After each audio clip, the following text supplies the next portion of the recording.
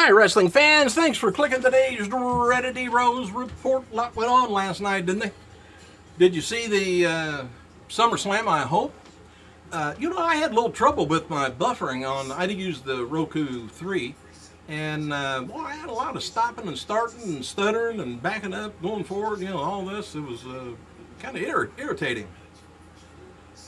All right, let me do today's report real quick. Tonight's Raw is going to be taking place in the Barclays Center in Brooklyn, New York, with the fallout from SummerSlam, and surprise appearances are rumored for tonight's show, but superstars currently being advertised as Cena, Rollins, Orton, Ambrose, Reigns, Rusev, Owens, and Wyatt, and no matches or angles have been announced yet, but here's what they're focusing on for tonight.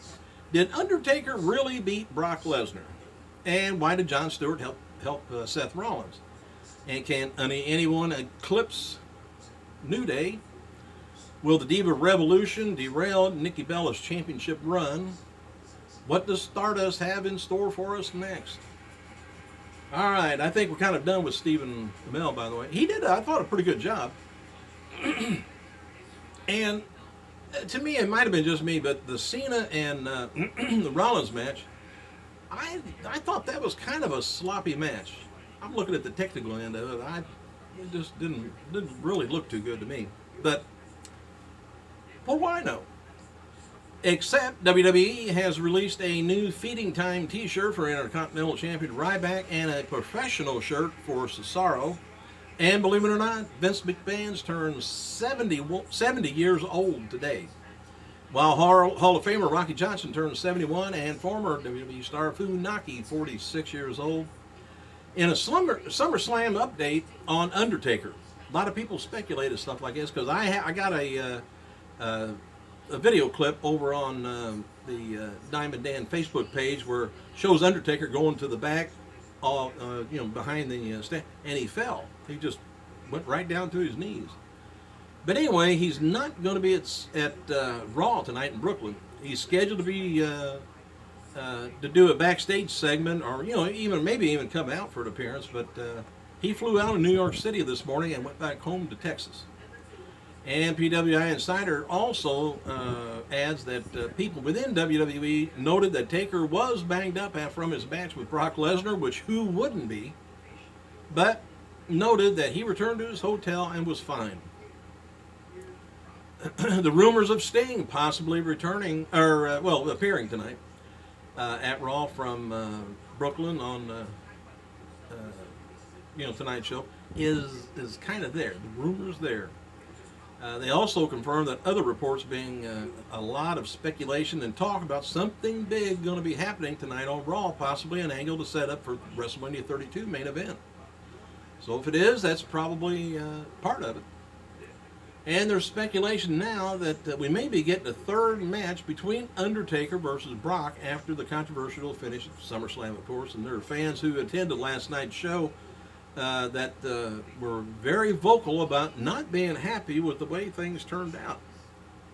So I don't know. Do you kind of leave the thing there where he won and then there was a tie? Or I don't know. That's up to, I don't know whether Taker can handle it or not. I mean, it's not easy spinning around 280 pounds standing there for a tombstone. Also speculated that Paul Heyman may have had hands in the booking of the finish of Taker and Lesnar. Not Lesnar and, Taker. But Heyman, he likes to book MMA-related finishes, but this hasn't been confirmed yet that he had a hand in the ending, but he could have. So I got a question later. It's on the WWE website. I wanted to see what you thought about it. Anyway, Mick Foley, he posted the following on Facebook about having a conversation with Vince McMahon before going out to the SummerSlam opening segment with Jon Stewart. He says, yes, great to be back in WWE, even if it's for a night. Basically, if you're getting a text saying that Jon Stewart would like you to be guest on SummerSlam, you go, especially you live like 90 minutes away. Says, let me share with you some touching words that Vince and I had before I made my entrance. Mick says to Vince, thank you for this opportunity, Vince. Vince says, always good to have you back, Mick. Now take off that fanny pack.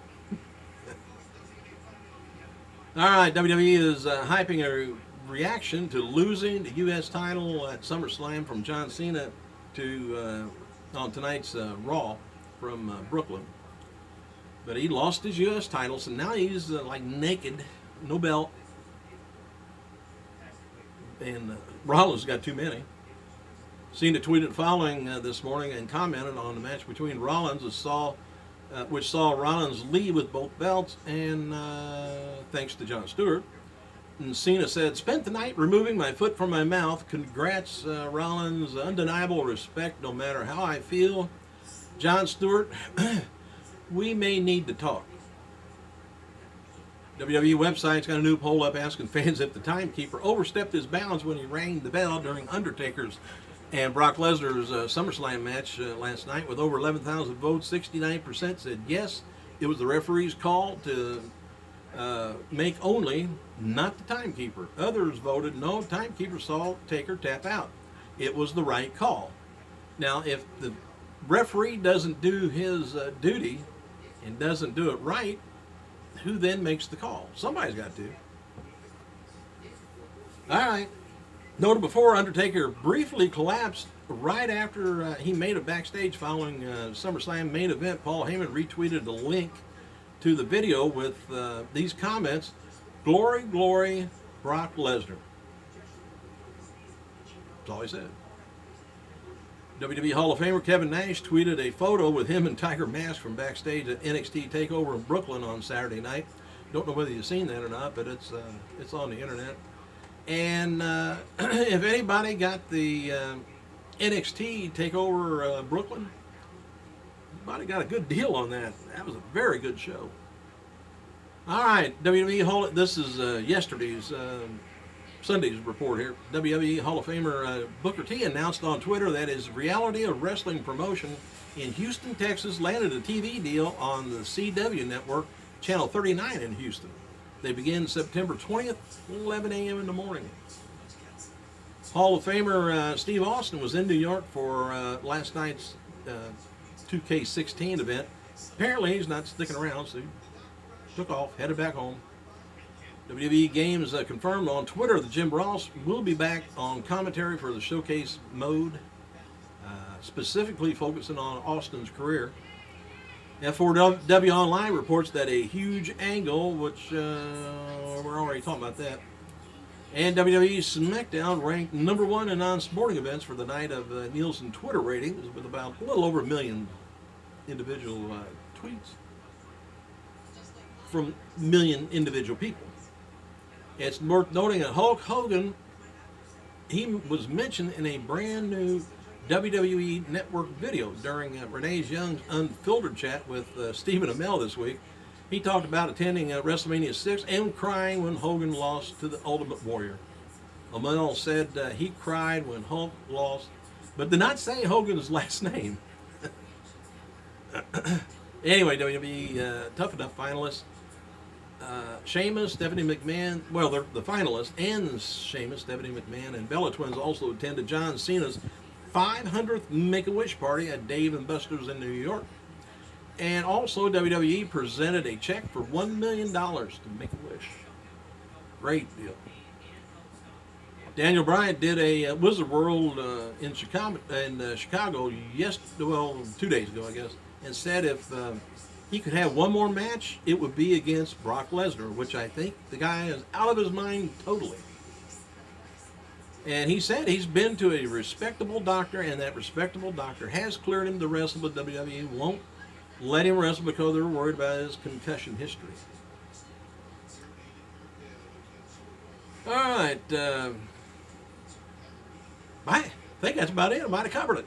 Thanks for clicking, you guys. I gotta go.